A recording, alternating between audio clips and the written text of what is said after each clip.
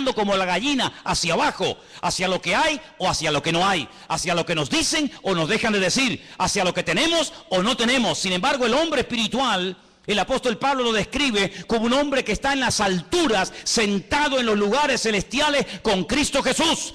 Y no mira de abajo hacia arriba, sino de arriba hacia abajo. Eso fue lo que el Señor le enseñó a Abraham. Cuando le decía sal y mira, ese término sal y mira significa mirar de arriba hacia abajo. Y eso es lo que el Señor quiere que tengamos en nuestra vida, una visión distinta, una visión diferente, una interpretación diferente de las circunstancias que nos están rodeando. Que nos demos cuenta de que detrás de a veces de alguna ley que se aprueba o que no se aprueba, detrás de ciertas y determinadas circunstancias o situaciones, no es el hombre el que está actuando independientemente, sino que estamos en lucha contra principados, contra potestades, contra gobernadores de las tinieblas, contra huestes espirituales de maldad en las regiones celestes. Que no hay una persona más favorita para el diablo que un político dejarse utilizar por las manos del diablo. Porque una persona con autoridad política o económica puede llevar a un país a un nivel de bendición y de prosperidad sin precedentes en la historia. Pero una persona que se deje utilizar por el diablo puede llevar a un país a la ruina. Y ha habido centenares de casos, y aquí en Europa ni te cuento, centenares de casos de políticos con un poder ilimitado que llevaron al continente europeo casi a la bancarrota y a la ruina, donde millones y millones de personas inocentes terminaron dando su vida por una causa absurda y ridícula que no iba a durar 1000 años, ni siquiera unos pocos años duró.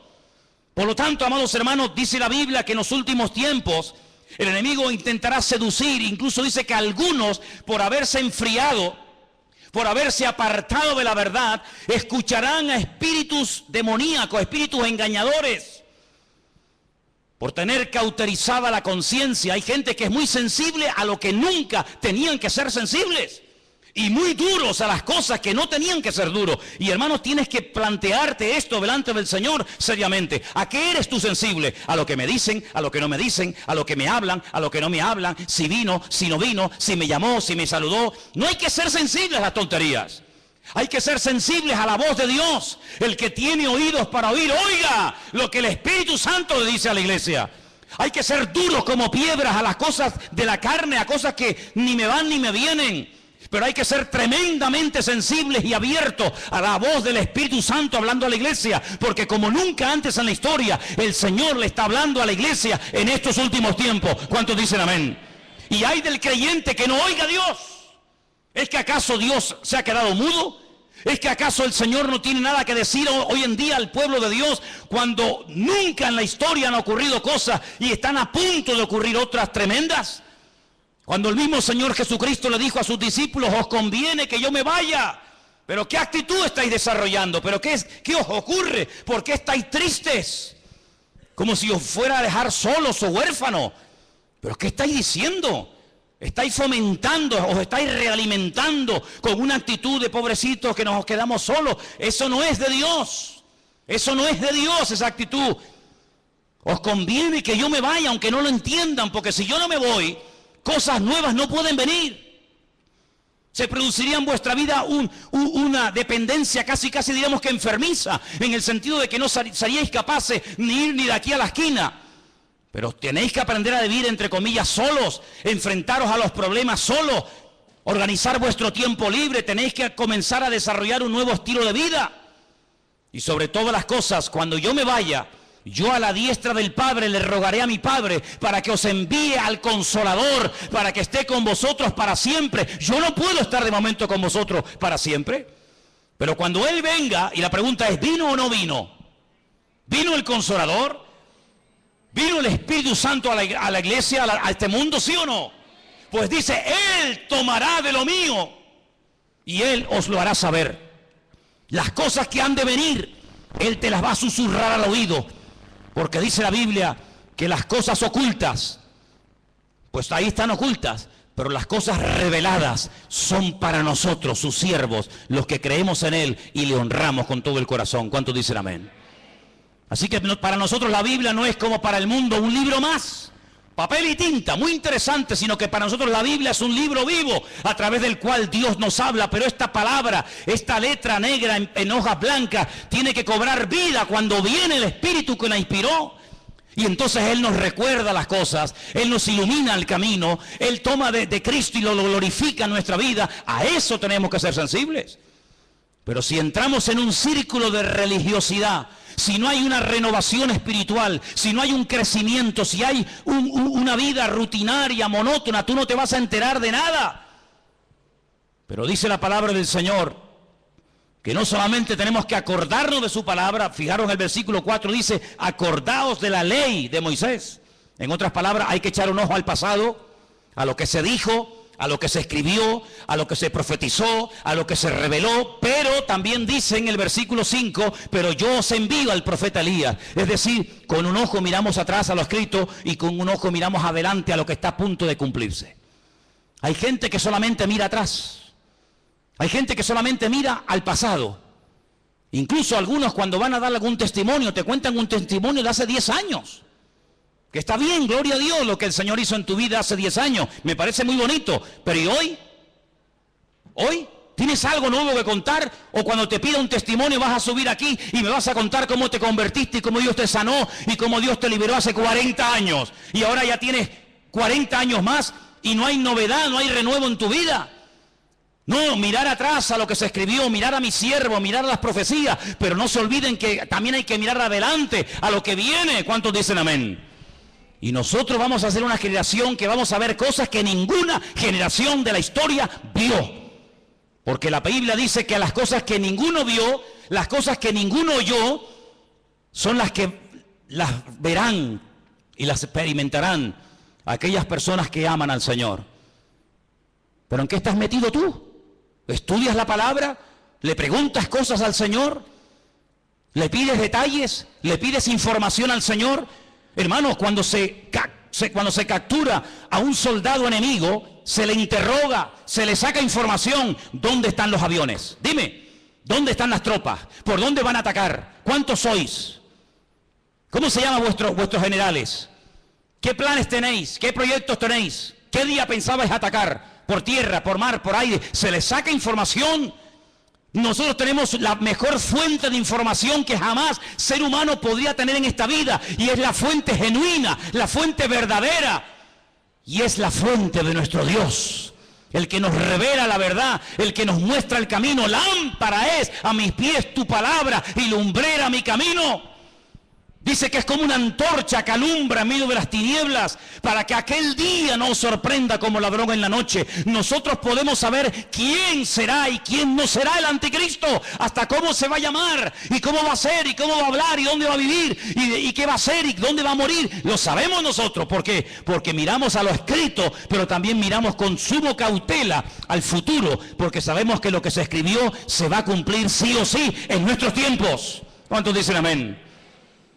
Pero si gastas más tiempo en ver Supervivientes, El Gran Hermano y todas esas sandeces y estupideces que tienen a la gente atontada, incluso a muchos de ustedes que los tienen atontados, perdidos, que os sabéis el nombre de todos los golfos y golfas de este país, que no han pegado un palo al agua en la vida, que viven del cuento, de plató en plató, de mentira en mentira, de engaño en engaño, que no han hecho nada, ni han estudiado, ni han trabajado, sino que se acostaron con uno y viven de lo que del pecado que hicieron. Si solamente dedicáis tiempo a eso y no a la palabra de Dios, aquel día a muchos de ustedes les va a sorprender como ladrón en la noche.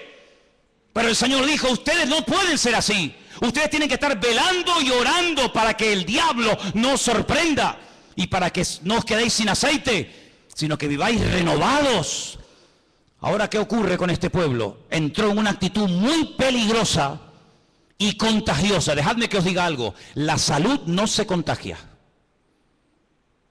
Usted está sano y se junta un enfermo y su salud no contagia, no contagia en el buen sentido de la palabra a ningún enfermo.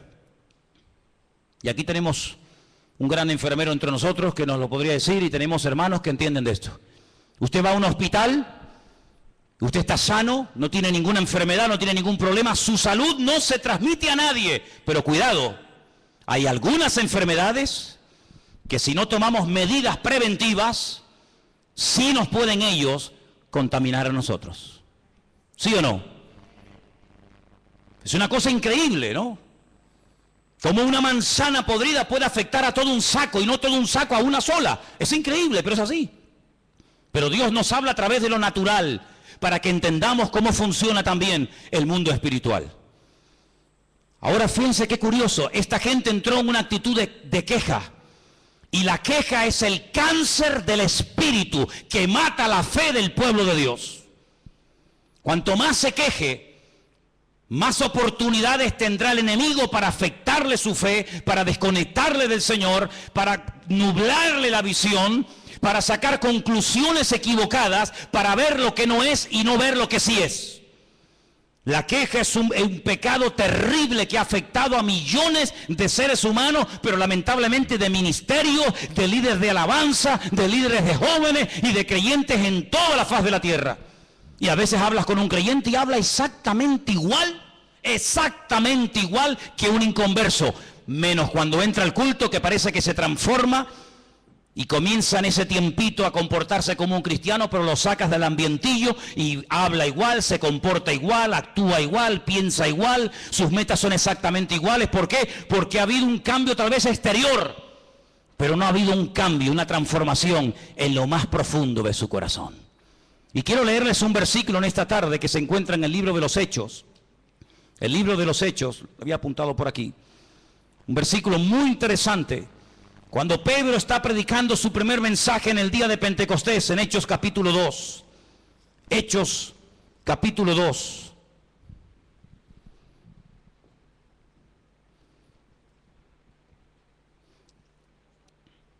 ¿Lo tienen, hermanos?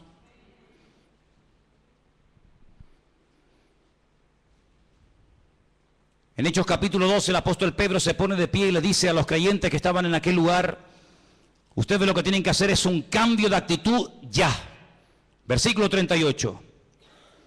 Pedro les dijo: arrepentíos y bautícese cada uno de vosotros en el nombre del Señor Jesús para el perdón de vuestros pecados y recibiréis el don del Espíritu Santo.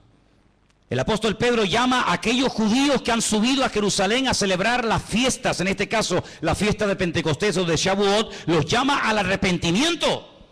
Ahora, no había subido una multitud de paganos, de idólatras de todas las naciones de la tierra para ir al templo de Jerusalén a adorar al Dios vivo, no. Habían subido multitudes, miles y miles de personas, familias enteras, habían ido a Jerusalén para adorar al Dios vivo, luego eran creyentes. No eran paganos, no eran idólatras, eran personas que viajaban de España, de Italia, de Grecia, de Babilonia, de Irán, de África, de todas partes del mundo, días, semanas enteras para ir a Jerusalén a adorar a Dios. Y a esas multitudes que iban cargados con sus ofrendas, con sus diezmos, a esas multitudes Pedro les dice: arrepentíos. En otras palabras, no solamente el arrepentimiento es para el inconverso, para el que practica la idolatría, para el que practica el pecado, sino que también el arrepentimiento, el cambio de vida, también es para el creyente y para el Hijo de Dios. ¿Cuántos dicen amén? Cada día tenemos que arrepentirnos de algo. Tenemos que arrepentirnos cada día siempre de algo, siempre y cuando te mires al espejo del Señor. Claro, si te miras en el espejo de otro que vive peor que tú eres un fuera serie. Pero si nos ponemos delante de la presencia del Señor, cada día nos damos cuenta de que hay algo en lo que tenemos que cambiar. Algo que tenemos que dejar atrás, una renovación, una transformación. Y por eso Pedro los llama al arrepentimiento. Por eso Pedro los confronta. Y más adelante, si siguiéramos leyendo su mensaje, dice que le dice a la multitud que el Señor está como retenido en el cielo hasta el tiempo de la restauración de todas las cosas.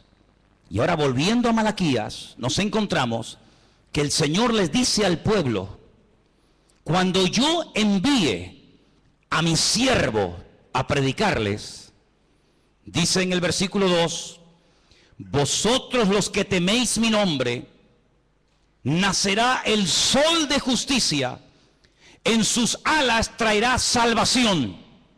Esa palabra es la palabra marpé, que viene de un verbo hebreo que es rafá, que significa curación o sanidad. Así que realmente más que salvación, porque la salvación no la tiene que traer el Señor porque ya está aquí, ya hemos sido salvos por medio de la fe, dice la Biblia, pero cuando el Señor viene, dice que viene a traer sanidad, viene a traer restauración. Y hay muchas personas que han nacido de nuevo, digamos que son salvas, pero están enfermas. Están enfermos en su alma. Por eso no pueden alabar a Dios, aunque sean cristianos. No pueden alabar a Dios, porque su alma está encarcelada. Y esa es una sensación que David experimentó un tiempo de su vida, no siempre, pero un tiempo de su vida. Él llegó a escribir en uno de sus muchos salmos: Señor, saca mi alma de la cárcel para que pueda alabar tu nombre. El rey David, el dulce cantor de Israel, el hombre más cerca del corazón de Dios, le pide a Dios: saca mi alma de la cárcel porque no te puedo alabar.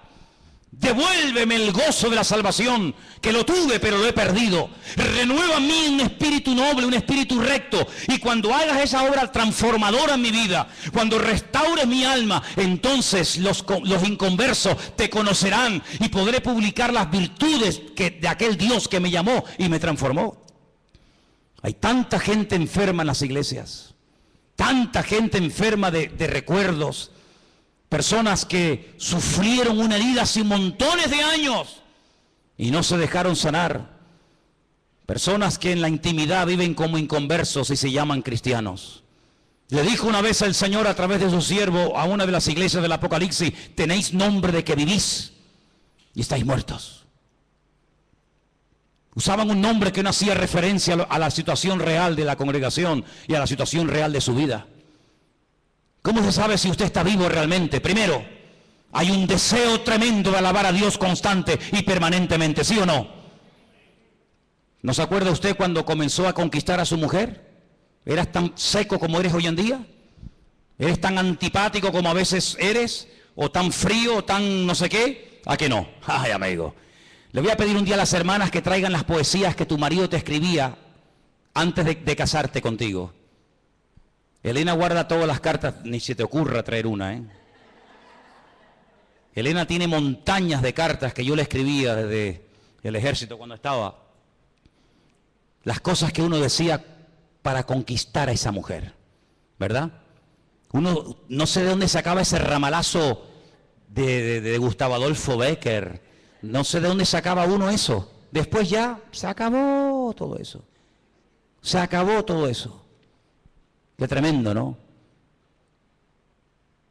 Pues eso es la primera característica de un cristiano que está vivo, que tiene ganas de alabar a Dios, porque está enamorado de ese Dios que le ha transformado la vida.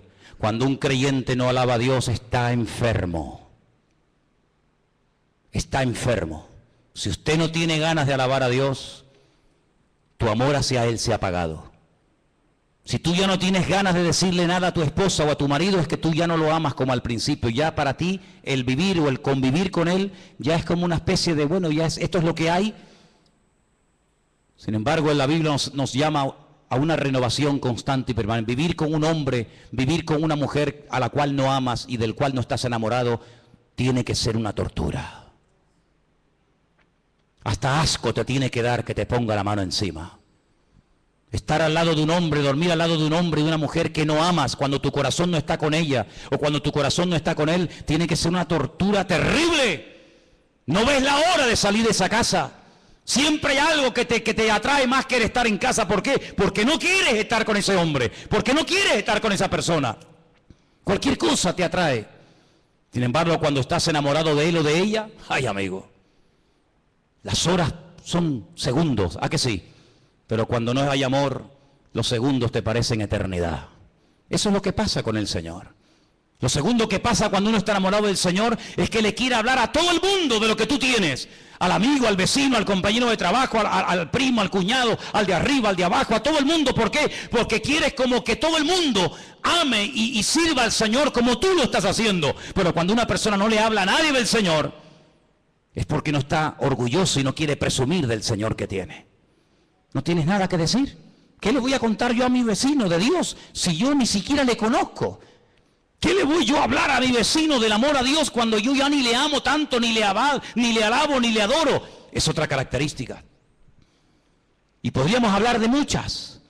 Por eso el Señor le dice, mira, lo que a ustedes les hace falta es una renovación espiritual. Y entonces dice que les enviaría al profeta Elías. Y ahí se produciría una restauración en el seno de la familia. Lean conmigo el versículo 5. 4:5 de Malaquías. He aquí, yo os envío al profeta, ¿qué dice? Elías, antes de que venga el día del Señor grande y terrible. ¿Saben que hasta el día de hoy Israel está esperando a Elías? En todas las sinagogas del mundo, en todas. Hay una silla muy bonita, enorme, en la cual nadie se sienta. Algunas veces la forran hasta con plástico para que no se eche a perder, ni se manche, ni se ensucie. Y cuando preguntas, esta silla tan grande, tan diferente a todas las demás, ¿esto qué es? Te dicen, esta es la silla donde se sentará el profeta Elías cuando venga.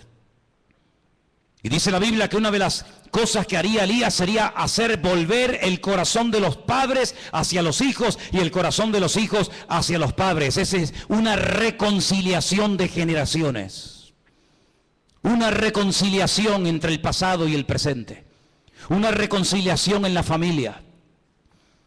Qué triste cuando a veces se han dividido iglesias y unos miembros de una familia están en una congregación y otros miembros de la misma familia están en otra congregación. Y salen el domingo de la casa y unos se van con papá a un culto y otros se van con mamá o con el primo, con el tío, yo qué sé, se van a otra iglesia. ¡Qué terrible!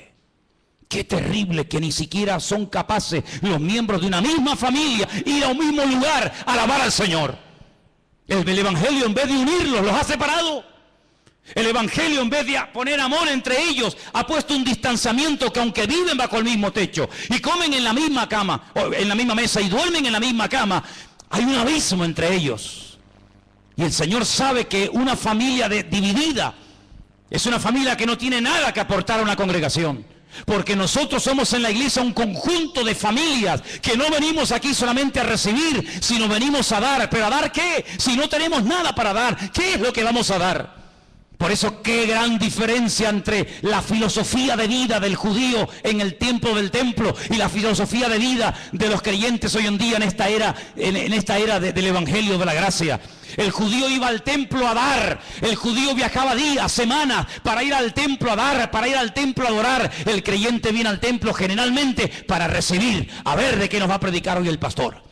A ver quién va a predicar hoy, a ver cómo está el culto hoy. Y entonces depende de cómo ha ido el culto, depende de cómo ha ido el mensaje, te afectará para bien o para mal el resto de la semana. Y eso es algo que tenemos que corregir inmediatamente.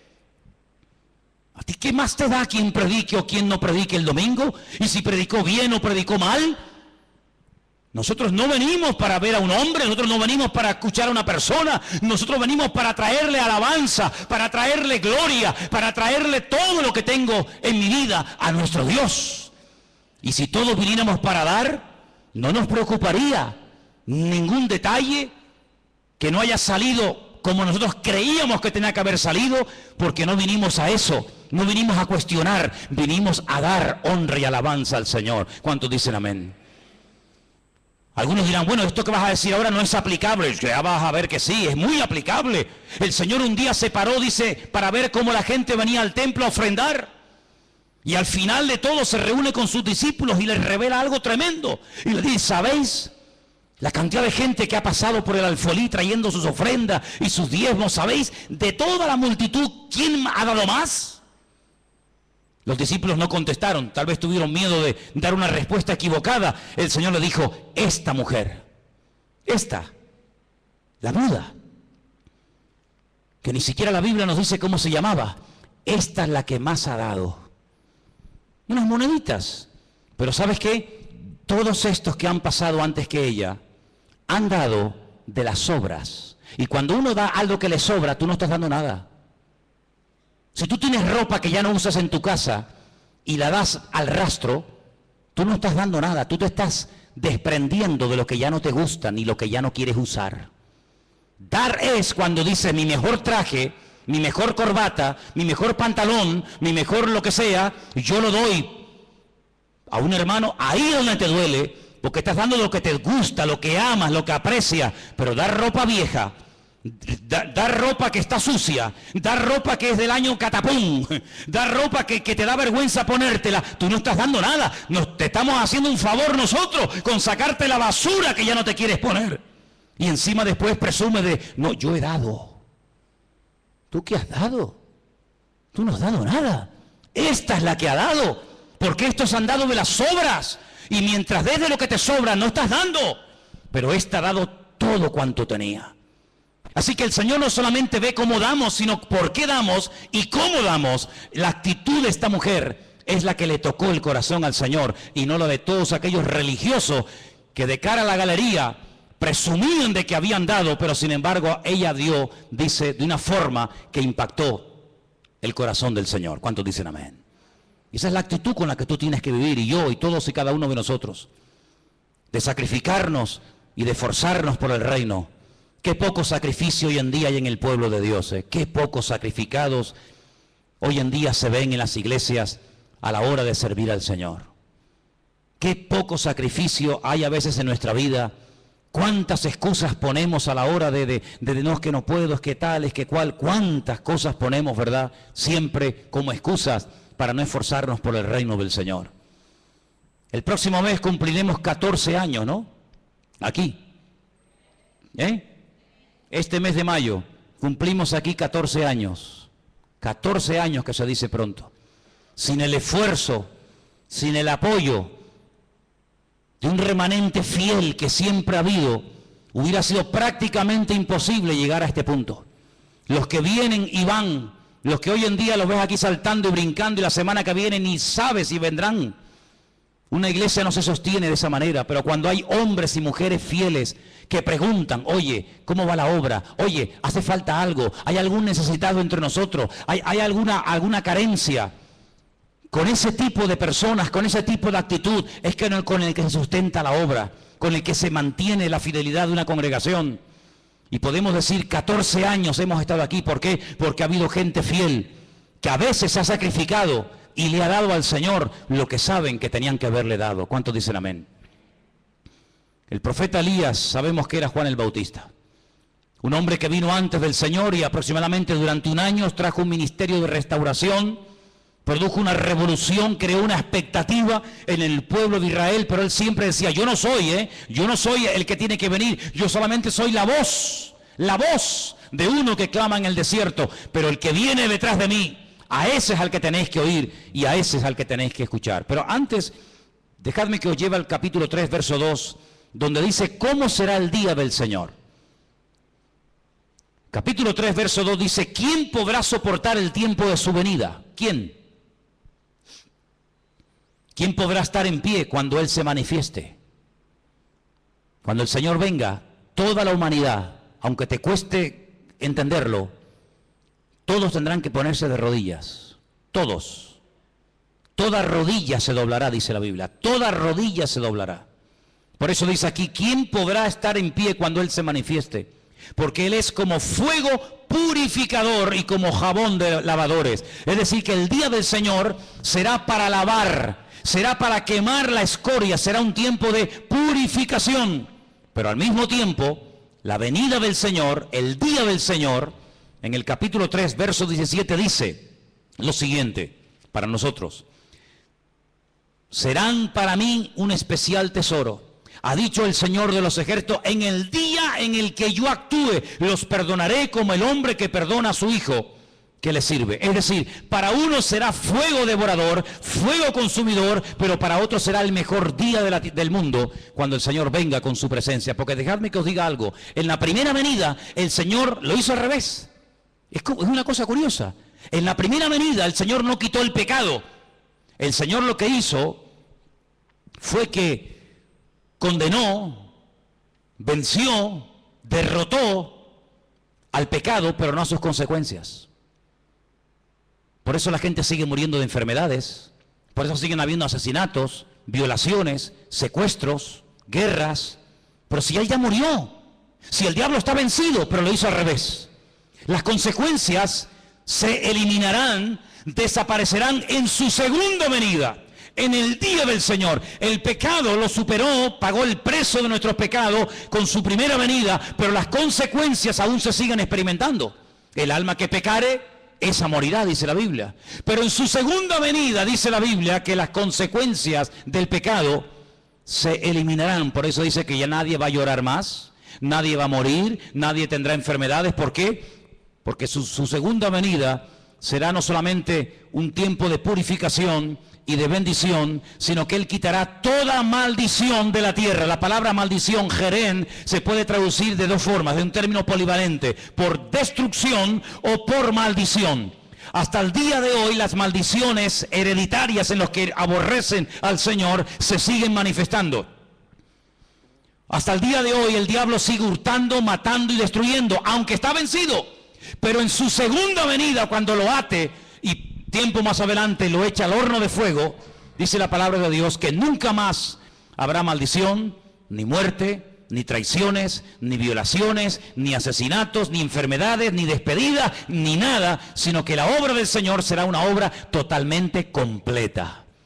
Ahora, en Nazaret, donde el Señor se crió, Él fue un día a la sinagoga y dice que lo invitaron a leer. Y él leyó la siguiente porción, si quieren venir conmigo, en Lucas 4:16.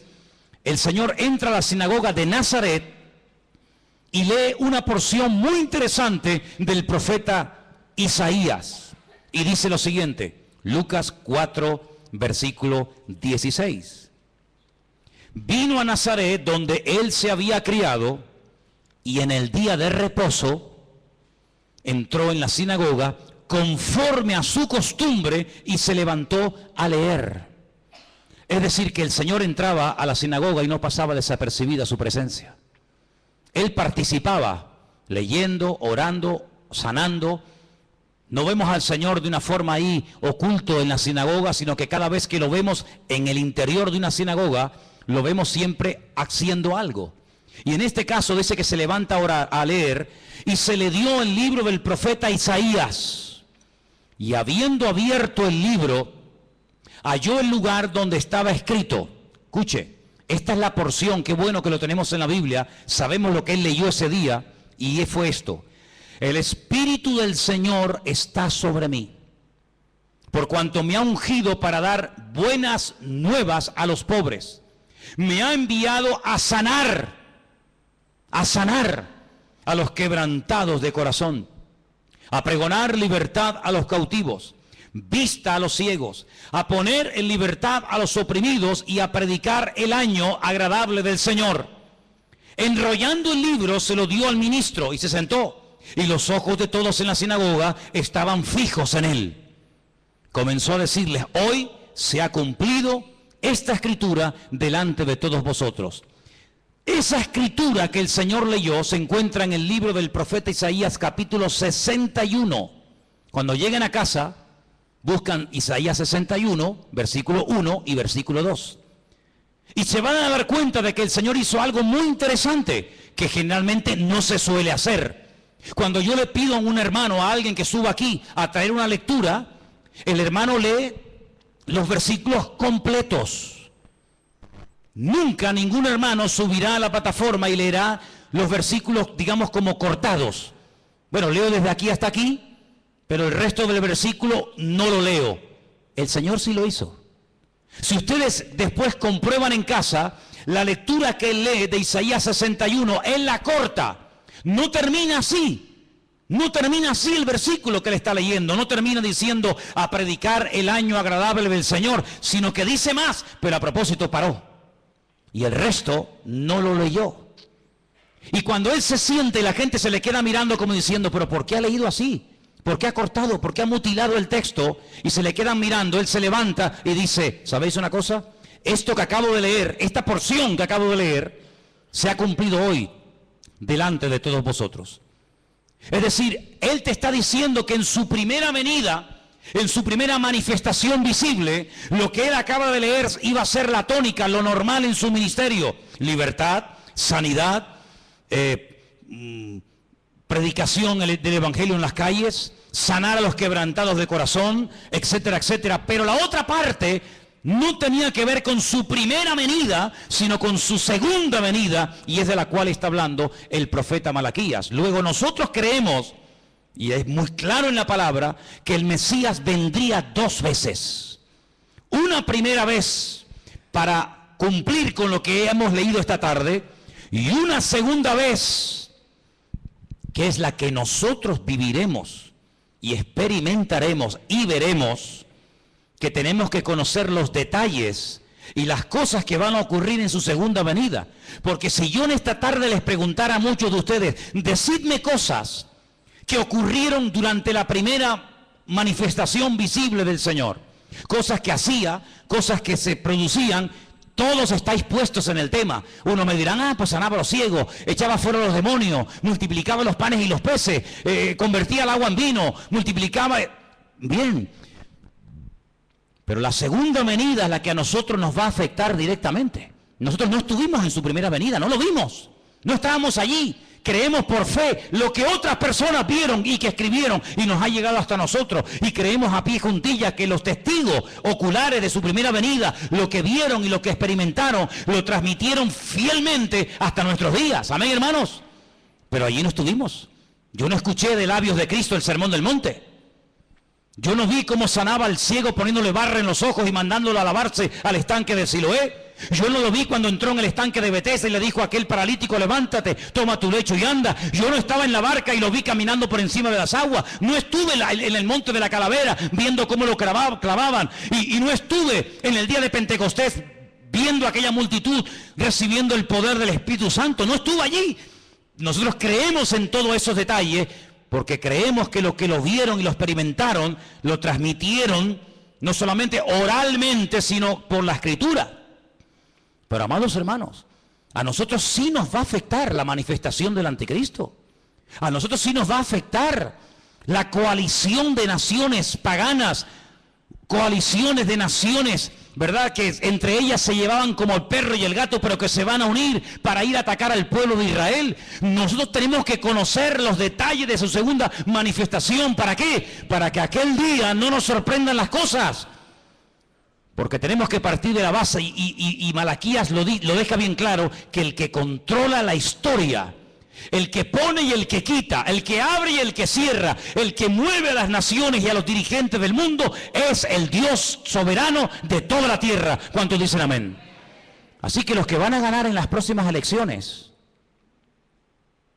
y los que van a estar gobernando este país, alcaldes, diputados o lo que sea, no es porque ellos hayan ganado, sino es porque Dios ha permitido que esos que ni siquiera saben ahora quiénes van a ser, son los que Dios va a permitir. No es que esté de acuerdo, pero son los que Dios va a permitir que durante un tiempo gobiernen este país. ¿Quién fue el que permitió que volviera otra vez a ganar el mismo presidente en Israel, Benjamín Netanyahu? Nadie decía que iba a ganar. Todo el mundo decía, esta vez no sale, esta vez no sale. ¿Quién es el que ha permitido eso? El Dios Todopoderoso, el que controla los movimientos de las naciones. Y Dios tendrá que poner a veces gobernantes terribles, terribles, injustos, depravados, ateos, que no aman a Dios ni a su palabra se someten. Dios permitirá que durante un tiempo estén ahí para que las profecías de la palabra se puedan llegar a cumplir, queridos hermanos. Pero ahora tenemos que orar y no sorprendernos y no tener favoritismo ni inclinaciones a un lado o a otro lado, sino decir que se haga la voluntad del Señor. Conozco gente que se ha ido al muro de los lamentos en Jerusalén y se han puesto a orar para que no venga el anticristo. Y creen que no va a venir porque ellos han orado. Y yo si tuviera que decirles, si ser sincero, les diría, yo oraría todo lo contrario, que venga ya. Porque hasta que no venga no podrá venir el Señor. Así que, amados, ese concepto de esto es bueno y esto es malo, es que tú no has entendido nada. En Dios no hay nada malo. En Dios todo es perfecto y todo sale según el plan y según el diseño de Dios. ¿Quién le puso a Augusto César que censara a todo el mundo en su época? ¿Asunto de qué? Amigo, pero es que sus padres vivían muy lejos de Belén de Judea ¿Y qué va a mover a una mujer embarazada del norte de Israel ir hasta casi hasta el sur? ¿A qué? Porque tienes que ir, porque el rey Augusto César así lo ha decretado. Y tuvo que haber un Poncio Pilato que no se apiadara lo más mínimo del Señor, y aunque reconociera que era un ser inocente, que no merecía aquella paliza que le estaban dando y aquella muerte terrible que experimentaría, Dios permitió que hubiera un Poncio Pilato, porque si no hubiera un Poncio Pilato, Jesús no hubiera muerto. Y Dios tuvo que permitir un Nerón, y Dios tuvo que permitir tantas cosas a lo largo de la historia, como tendrá que permitir que se levante un falso profeta y un falso Mesías. ¿Para qué? Para que las profecías se cumplan. Y los maduros, los que tienen una visión del reino, los que ven en el horizonte el mundo espiritual, van a reconocer que los últimos tiempos serán tiempos de cambios. Tiempos donde la única seguridad que tendremos es la seguridad que nos produce Él y su palabra a través de sus promesas. ¿Cuántos dicen amén? Así que la confianza no está puesta en este o en aquel. La confianza del creyente tiene que estar puesta en el Señor. ¿Cuántos dicen amén? Por eso, amados hermanos, cuando los judíos en las sinagogas leen el último capítulo de Malaquías, no lo terminan con la palabra jerén o maldición, sino que vuelven otra vez a leer el versículo 5, diciendo que el profeta Elías vendría. Pero ¿sabéis qué, hermanos? Cuando alguien espera que ocurra algo y no se produce, dice que se convierte en un tormento al corazón. Es decir, si tú esperas algo de tu padre, de tu madre, de tu hijo, de un hermano o de un amigo, y no lo recibes, te sientes mal. Y por eso ellos, amados hermanos, esperan que venga el Elías. ¿Y sabes qué? Elías no vendrá otra vez, porque Jesús dijo, si queréis recibirlo, el Elías que había de venir, ya vino. Así que tenemos que abrir nuestros ojos y pedirle al Señor en estos últimos tiempos, Señor, danos discernimiento espiritual. Abre nuestros ojos para que detrás de ese chico, detrás de ese político, detrás de ese alcalde, detrás de ese gobernador, veamos tu plan y tu proyecto. Porque les digo algo, los tiempos se acortan y Dios ya tiene muchas ganas de mandar a su Hijo para llevarnos con Él a su presencia por la eternidad. El apóstol Juan terminó su libro en la isla de Patmos diciendo, ven ya, Señor, ven ya, Señor, ven ya, Señor. Ya han muerto todos mis compañeros, ya han muerto miles de hermanos, ven pronto, Señor Jesús. Pero dice la Escritura que Él no retarda su promesa como algunos la tienen por tardanza, sino que Él es paciente y misericordioso, dando oportunidad tras oportunidad para que aquellos que aún no han cambiado, que no se han arrepentido y que no han decidido seguir al Señor, tengan cada día una oportunidad de poder hacerlo. Cierra tus ojos ahí donde estás. Ahí donde estás. Yo te hago una pregunta en esta tarde. Y la pregunta es muy clara y muy directa. ¿Te estás preparando para la venida del Señor? ¿Te estás preparando espiritualmente? ¿Estás preparando tu corazón, tu mente? ¿Te estás preparando para la venida, para el día del Señor? Porque si no te estás preparando para su venida, entonces, ¿para qué te estás preparando? ¿Es que acaso hay algo más importante? ¿Es que tienes tú otros planes diferentes a los que Él tiene para ti?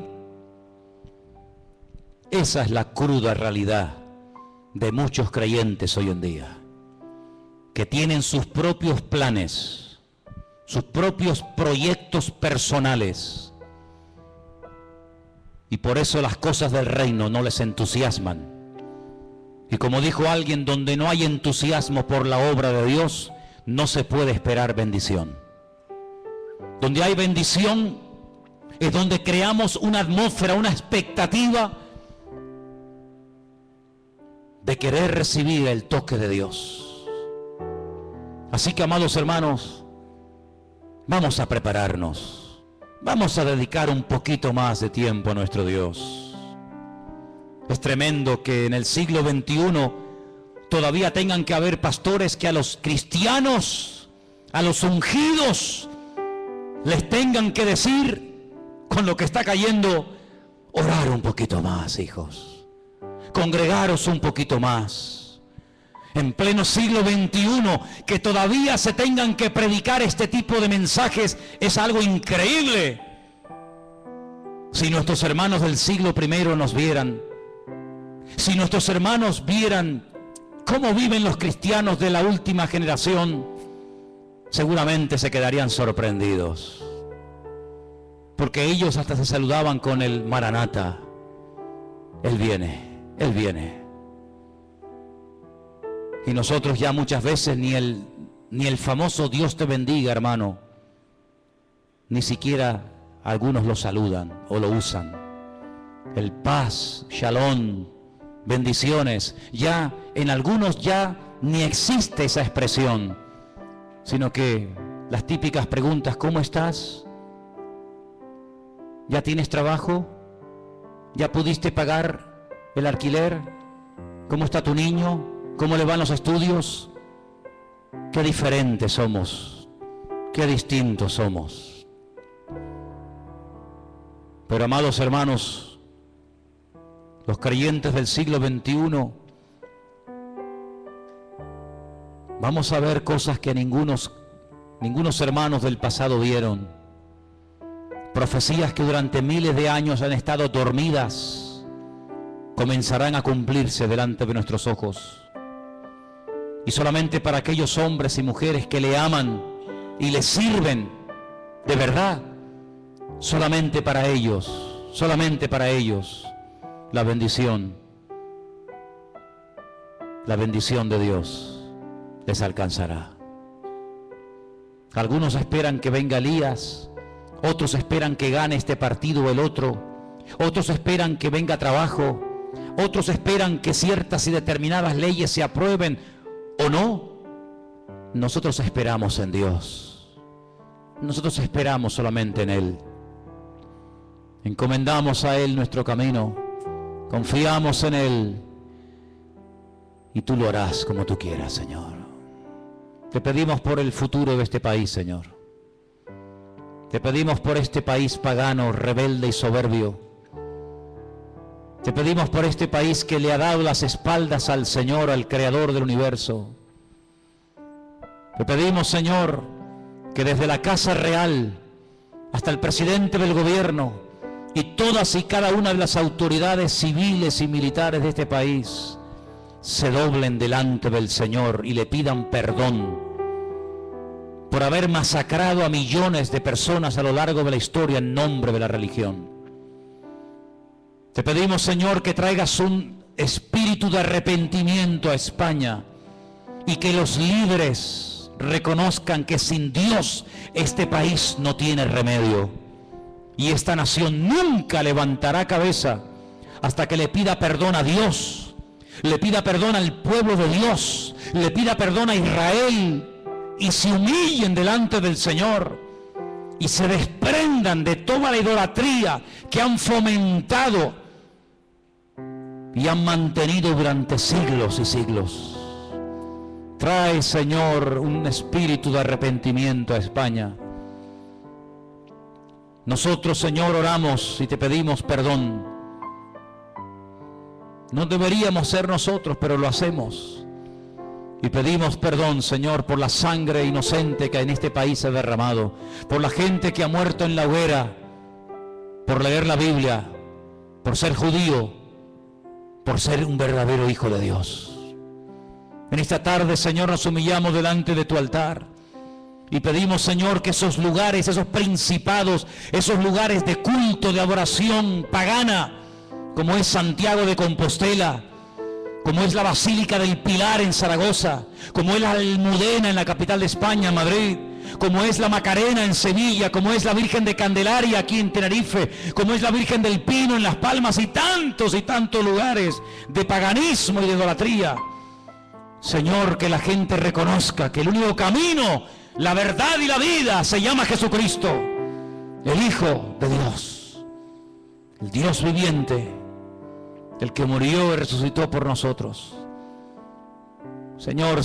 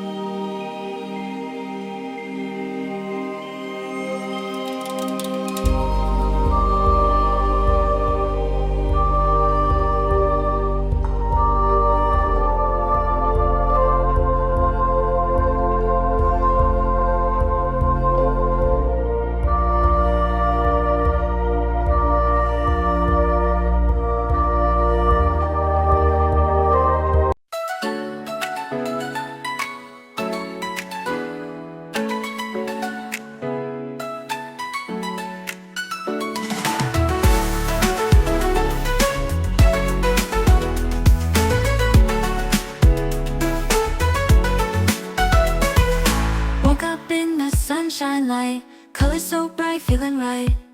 Hop in my shoes, run into the day, sparkles in the air, come and play. Laughing and dancing around we go, hearts are like fireflies aglow. Singing our song under the blue sky, holding hands high, you and I. This is my happy dream, like a sweet melody. We're flying so free. This is my happy dream, forever you and me, singing it in harmony. Smiles all around, everywhere we see. Jump in the puddle, joy is our key. Rainbow above, colors so bright. We shine in the day and into the night. Friends on my side, can't stop this fun. Sharing our secrets till the day is done. Sunsets and starry nights we chase, living our lives in this bright place. In this wonder world